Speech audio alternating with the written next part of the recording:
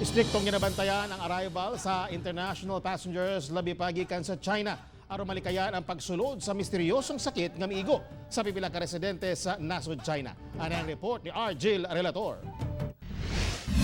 Nisaka na sa 59 ang naigo sa usa ka misteryosong sakit sa nasod China nga nag-ugat sa usa ka seafood market sa Wuhan City. First of all, on advisories, there's no ban on entry to the Philippines of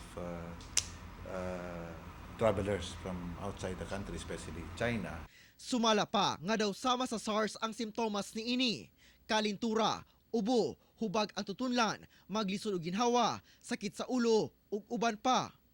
Ang Department of Health ug Bureau of Quarantine naka-activate na ang thermal scanner sa international arrival area sa airport.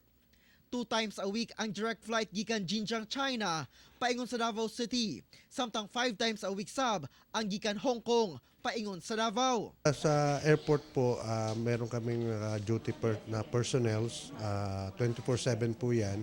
And then ano rin ang thermal scanner namin dyan sa airport. Lahat ng dumadaan na mga passenger na-screen ng thermal scanner namin. Doon na sa quarantine anchorage sa tanang barko nga magdak sa Davao Port aron ma-monitor ang mga tripulante ni ini.